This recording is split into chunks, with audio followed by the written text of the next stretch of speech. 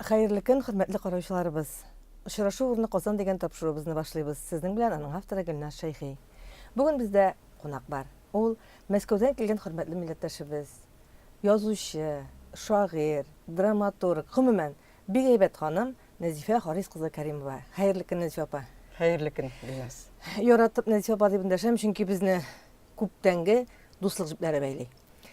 Без сезнең белән Прагада танышкан идек. Менә шактый еллар вакыт узган, ләкин безнең элемтәләр һаман да ныклы. 97 елдан бирле. Менә 21 ел вакыт узып киткән. Менә сез ничә китап авторы бүгенге көндә? 5 китап авторы. Күп түгел инде алар. Күп дип мактатырлык түгел, ләкин әгәр дә санап китсәң, чыгарылмаганнарын, тәрҗемәләрне, мәсәлән, язылган әйберләр күп. Мин интервьюлардан да ясармын дигәнем, алар бик күп булыр иде. Басылганнары бар, ләкин китап булып теге төпләнеп чыкмаганнары да күп аның. Булай китап булып чыккан, Татарстан китап нәшриятында чыкканы, аның 5 китап.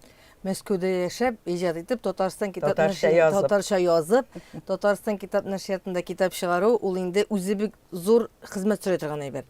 Ләкин әле бу эш төгәлләнде дигән сүз түгел, әле бу дәвамлы булырга тиеш. Әле сезнең укыйсы, без укыйсы шигырьләрегез дә, драма әсәрләрегез дә, пьесаларыгыз да күп булыр ала бирсә. Рәхмәт. Нәсифә апа, менә сез бит драматург та дидек. Сезнең Татарстан театрлары сәхнәсендә, ялгышмасам, Башкортстанда да әсәрләрегез куела. Алар күп дип мактанып әйтерлек түгел инде ул. Менә заманында Үп мине Зәйтүнә дигән шундый моңсу комедия дип атаган ик. Аны Туймазы театрда куйды, Яшьләр театрда куйдылар, Чаллыда да аны куйдылар. Аннан соң инде менә минем яңа татар пьесасында да катнашкан бер әсәр бар. Ул нидер урын алган булса да, ләкин аны әле беркем дә куйганы юк. Исеме ничек пьесаның? Аның Ак әрем чәчәге дип атала. Ул анда күбрәк Мәскәү татарлары турында. Шуңа күрә Мәскәү татарлары турында күбрәк булгач, менә Мәскәү тормышы чагыла, безгә ул аны уйнау кыен булыр дип әйттеләр инде. Бәлки, белмим инде. Менә хәзер мин Яшьләр театры белән эшлим дип әйтергә була. Менә былтыр тәрҗемә итте, минем тәрҗемә инсценировка белән чыкты. Кролик Эдвардның гаҗәеп маҗаралары дигән, ул инде тантана премиясе дә алган. Ул инде бик яратып балалар аны карыйлар. Мин аны берничә тапкыр карадым. Миңа бик ошады аның куелышы, искиткеч балалар өчен менә дигән. Менә хәзер 30 ноябрьдә премьера булачак әсәр. Ул Гаяз Исхакыйның Кәҗүл читек дип аталган хикәясе буенча балалар өчен бер спектакль булачак. Ул бик кызыклы спектакль булачак минемчә. Шуңа күрә драматургия әйберләрен мин мактанып әйтә алмыйм, күп дип. Нәсифә, менә Гаяз Исхакыйның юбилей елы быел. Менә бу әсәрне, ул хикәя бит инде әйбәт. Хикәяне теге драма әсәре итеп эшләү, аның сценарийсын язу, ул Гаяз Исхакыйның бит әле ул җаваплы да эш. Ни өчен менә шушы әсәргә алындың? Беренчедән, аны миңа тәкъдим итте режиссер. Ринат Аюпов тәкъдим итте. Нәзифә апа, шушы ул минем белән ул җитәкчелек итә. Ринат, чөнки ул аның тамырын күрә, ул аны аңлый режиссер буларак. Мин бик кызыксынып эшләдем аңа. Менә ул кичкенә хикәя, 5 битлек кенә хикәя ул. Бер бала турында, бик читек көтә ул мискин бала. Ләкин без аннан бик кызыклы бер эмоциональ дип әйтим, күңелләрне күрсәтә торган, баланың ички тормышын, ички хаятын билгели торган бер әйбер килеп чыкканнан, ләкин без бер дә тайпылмадык. Минемчә, без Гаяз Исхакыйның ул үзе күрсә әйтер иде, әйбәт булган дип минемчә. Анда дини темада Корбан бәйрәме каршылыйлар. 12нче елда язылган әсәр ул Корбан бәйрәменә баланың ничек көткәне, ничек яңа әйберләр тегелгәне, ул искиткеч безнең гореф-гадәт, ул безнең традиция, татар милләтенә кагылышлы. Ничек татар милләтендә менә шушы дини бәйрәмнәр ничек булган? Ул шул хәтле гаҗәеп. Мин хәтта бу әсәрне эшләгәндә Равил хәзрәт Гайнетдин белән бәйләнешеп, кайбер дини булган җирләрне Равил хәзрәт белән дә киңәшләшеп эшләдем. Аңа эшләп бетергәннән соң пьесаны җибәрдем. Ул аңа бик әйбәт булган дип бәя бирде. Уңай бәя бирде. Уңай бәя бирде. Нәсифә апа, менә милләткә кагылышлы, милләтнең гореф-гадәтләрен, йолаларын яктырткан әсәр дидең әйбәт.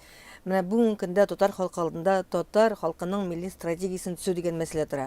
Менә синең тәкъдимнәрең, менә татар кешесе буларак, язучы буларак, ана буларак, татар хатын кызы буларак, ничек күрәсең син аны һәм синең тәкъдимнәрең бар? Bütün strategiya татар халкының бүтін алға таба болған тұрмышын мен бары тек татар тілінің өсішінде генә күрәм. Әгәр дә безнең татар теленең үсешенә шушылай күтәрелгән балта тора икән чабарга дигән, бернинди стратегия, бернинди үсеш турында сөйләшү мөмкин түгел. Шуның өчен беренче чиратта алга куярга кирәк туган телне, татар телен. Ул татар теле, ул бит ул шунда керә аның дине дә, шунда керә аның гореф-гадәте дә, шунда керә ул татарның мөхите дә, бөтен нәрсә туган телгә керә. Моңга һәм татар җырына. Менә алар тел белән моң аерылмыйлар, һәм менә татарның бөтен яшәеше шушы ике әйбердә. Өч хәтта дип әйтерем. Тел, моң һәм дин. Диннең менә безнең традицион менә булсын ул менә бабайлардан калган динне мин шуны гына билгели алам. Нәсипа, менә тагын шундый әйбер сорыйсым килә. Сез Мәскәүдә яшәүче затлы, зыялы шәхесләребезне белә торган, төптән белә торган шәхес дип әйтәсем килә, чөнки 25 ел элек Мәскәүдә шушы зыялылар клубын оештырган кешесез. Менә бүгенге көндә Мәскәүдәге зыялыларны атап китегез әле дип әйтәм, сез кемнәрнең исемнәрен атый аласыз? Үпкәләтмик тә кешеләрне әйбәт, ләкин менә иң беренче теле шуна килгән исемнәрне сорасам. Әлбәттә, алар тел өчендә торалар, алар күңел өстендә торалар. Аларның атауы бик җиңел. Чөнки чынлап та гомер үтә 25 ел булды. Менә август айында без аны рәсми теркәгәнгә 25 ел булды. Шушы ел эчендә әлбәттә өлкәннәр инде бакыйлыкка китүчеләр дә бар, олы яшьтә булучылар да бар. Шулар арасында мин әйтер идем безнең Мәхмүт Абигәрәев. Аңа хәзер ул 70 яшь кенә иде. 70 яшь җигет чак ди бабай җыри тансыга. Шулай дип әйтергә була. Хәзер аңа 95 яшь. Аллага шөкер, исән мин. Ул менә шул хәтле яратып йөрделәр алар. Хәзер шушы Акчуриннар. Алар инде безнең милләтебезнең барбер билгесе дип әйтер идем мин аларны. Чөнки алар җәмәгатьчелек эшендә, иҗтимагый тормыш эшендә күп нәрсә эшләгән кешеләр. Шул ук вакытта булсын үзләренең профессиональ эшләре буенча югарылыкка күтәрелгән кешеләр. Шул вакытта Роберт Нигматуллиннар гаиләсе, менә алар инде алар бит милләтне билгели аның зыялылары. Алар милләтне билгеләүче кешеләр. Алар аша Сүнәев Рәшидләр. Алар аша беләләр татарларны, алар аша беләләр татар галимнәрен. Алар аша беләләр татарның кем икәнен. Менә алар татарны күрсәтүче шәхесләр. Аларга йөкләнгән дип әйтергә, татар зыялыларының менә шушы клубның булуы, без бик күп төрле татарларны барладык, таптык. Алар күбесе инде Мәскәүдә яшәп, телне оныткан, бәлки милли кыйбланы оныткан кешеләр, ләкин алар үзләренең татар булуын тоеп, татарлар арасында шундый кешеләр барлыгын белеп, горурлык барлыкка килде. Татар ул үзенең милләт өчен горурлана башлады. Без шушы зыялылар клубында шушы 25 ел эчендә үзең дә белеп торасың, ничә тапкыр килгәнең булды. Без Сөембикә журналы, Казан утлары журналы, Галиәскәр Камал театры, Казан консерваториясе, Язучылар союзы, менә шушылар очрашулар үткәрдек без. Безнең Мәскәүнең татар зыялылары аларның барсында һәрберсен язучыларны белделәр, әсәрләре белән таныштылар, җырлары белән таныштылар, артистлары белән. Бу Башкортстаннан да шулай ук без чакыра идек. Нәсибә, әле алай гына түгел, күпме татар гаиләсе төзелде диген шушы вакыт эчендә. Бик күп татар гаиләсе төзелде. Менә чөнки олылар килделәр балалары белән. Менә ул бит 25 елда. Инде аларның балалары хәзер нинди яшьләргә килде. Менә татар гаиләләре бу сөйгенечле булды инде. Иң рәхәт чак булган ул. Без анда елына ай сайын, ай ярым сайын очраша идек ул вакытларда, ай ярым сайын. Сагынып, менә хәзер инде без елга 2 мәртәбә генә очрашабыз, бик очрашып булмый, ләкин сагыналар, елашалар. Безнең көләләр инде үзләре әйтәләр, безнең картайган күренә бит, сирәк очрашсак, картайганыбыз да күренмәс иде диләр. Шундый дуслар, менә гаилә дуслары булып беттеләр, бер-берсенә ярдәм итүчеләр булып беттеләр. Бу зыялылар клубы менә үзара татарларга да бик нык ярдәмче булды. Һәм бу Мәскәүдә үз эшен эшләде бит, милләтне саклап калуда, динне, телне, гореф-гадәтне саклап калуда. Минемчә эшләде, үз эшен эшләде. Әле ул дәвамлы булачак бит. Әле 25 ел тулды да туктады дигән сүз түгел. Туктамыйбыз әле. Әле ул эш дәвамлы булачак Алла Алла бирсә. бирсә. Нәсипа, сез бит әле шагыйрә дә, күп җырларыгыз бар. Менә Наилә Фатихова башкаруында, Роза Хәбибуллина башкаруында, диск булып чыккан җырларда сүз авторлары сезнеке. Менә бу эшегездә бит әле читтә калмый, һаман яңа җырлар туа тора. Беләсезме, менә мин бәләкәй чакта бик китап ярата идем. Без библиотека бар иде безнең авыл клубында. Ләкин мен аларны укып бетерә, минем өйдә үземнең китап киштәсе булдырасым килә иде. Ләкин авыл баласы каяның киштәсе, каяның китабы. Шул китап киштәсе булсын дип мин китапны үзем язадыр идем дә дәфтәргә, шул шигырьләр яза идем дә, нәрсәдер яза идем дә, шуны тегә идем дә куядыр идем. Шулай дип киштә ясап мин үзем. Шуңа күрә Мәскәүдә каяндыр эзләгәнче җырларны, каяндыр тапканчы без үзебез яза башладык. Наилә көен язды Фатихова, мин сүзләрен яздым. Без Татарстаннан читтә яшәгән сайын ул білесіңме, патриотик әйберләрне эшлисек килә, татар халкына мәхәббәтне, менә туган җиргә мәхәббәтне, шуңа күрә без татарлар, татар генераллары, менә шушындый энҗе бөртекләренең менә фестивальгә гимннар, менә шундый җырлар барлыкка килде. Алар патриотик җырлар, марш типындагы җырлар, дини җырлар да бар. И халык аларны бик нык ярата.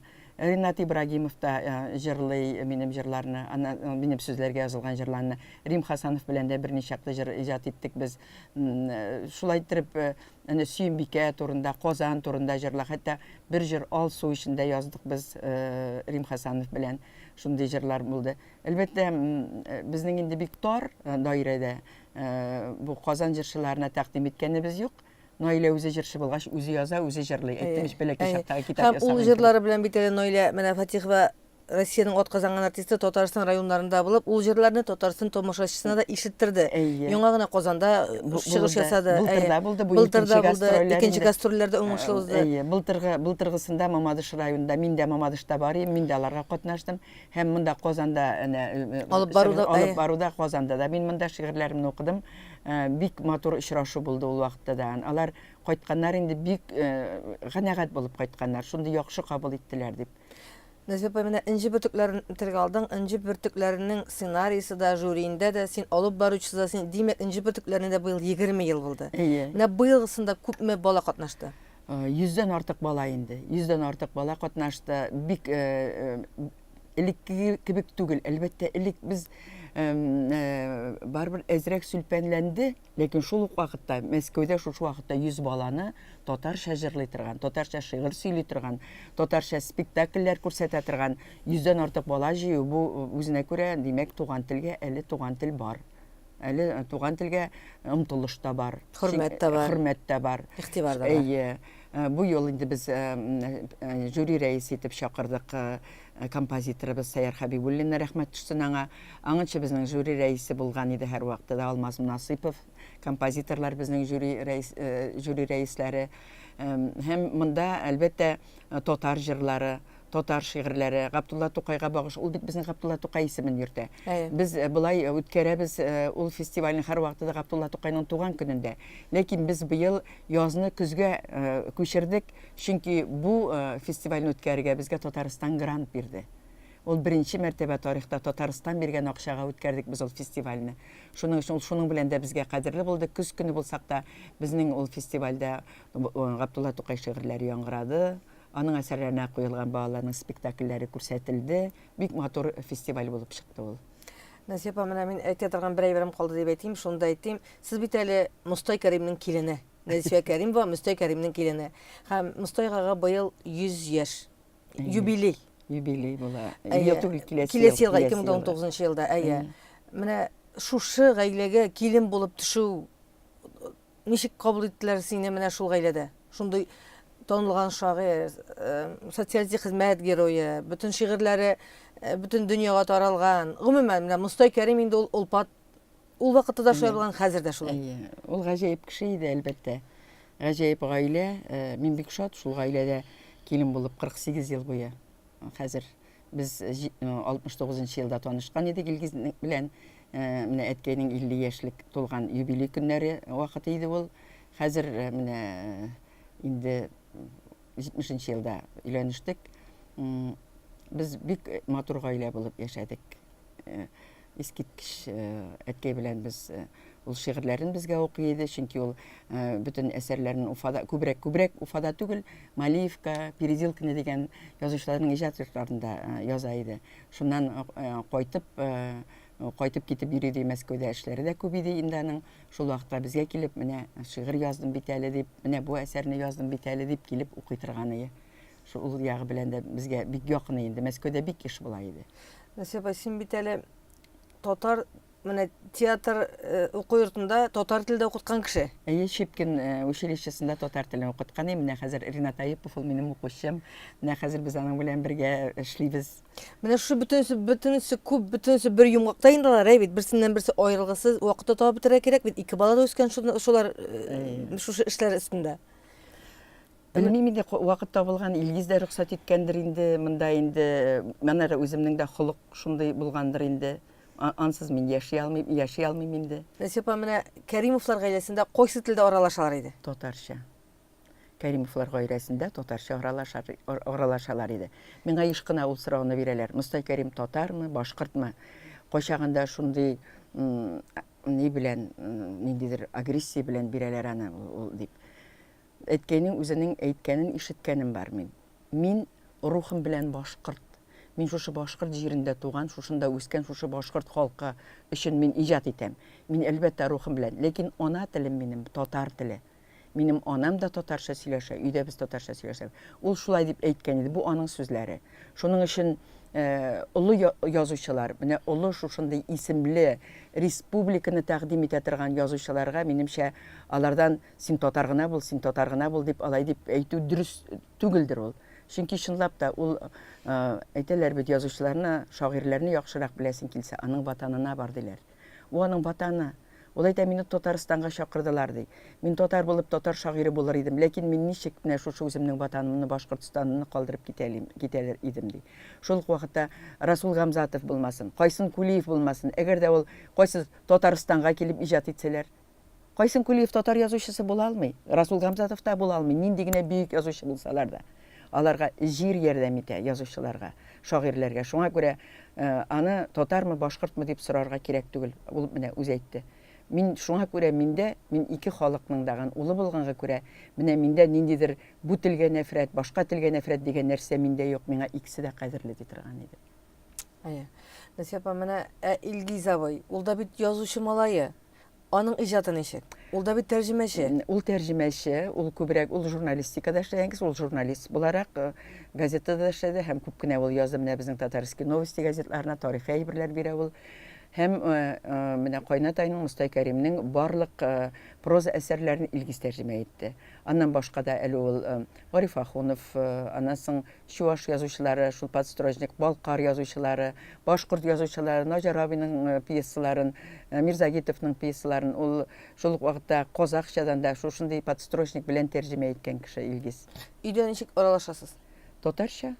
Татарча. Нәсипа, менә әңгәмәбез ахырына якынлашты. Безне карап утыручы милләттәшләребезгә, татарларга әйтергә теләгән теләкләрең нинди синең? Әйтергә теләгән теләкләрем шул. Хөрмәтле милләттәшләр, туган теленә әгәр дә без үзебез өйрәнмәсәк, үзебез бирмәсәк балаларга, ул туган телне безгә бүтән беркем дә китереп бирмәячәк, күңелгә дә салмаячак, башка да салмаячак. Милләт булып яшәр өчен менә шушы минем ишеткәнем бар, хәтта укытучылардан, нәрсә кирәк ул татар теле, кая барасың аның белән диләр. Менә аннан соң минем очрашканым бар Финляндиядә, Америкада, Австралиядә яшәүче татарлар белән. Америкада да булдым. Беләсезме, алар ничек горурланалар? Безгә менә телебез белән горурланырга кирәк. Без үз-үзебезгә гарантия. Татар үз-үзенә, ул үз-үзе белән, үзенең теле белән, мәдәнияте белән горурланса гына яшәячәк. Менә шуңа күрә әйтәм мин, горурлан, туган телеңне өйрән. Шуннан соң безнең стратегик планнарны төзергә булачак. Рәхмәт. Бүген безнең очрашу урны Казан дигән тапшыруның кунагы Мәскәүдә яшәп иҗат итүче шагыйрь, драматург, хикәяләр авторы, бик күп җырлар авторы, Мәскәүдә беренче булган татар зыялылар клубын оештыручы Нәзифә Кәримова булды. Мин Гөлнар Шәйхи, бүгенгә сезнең белән саубуллашам.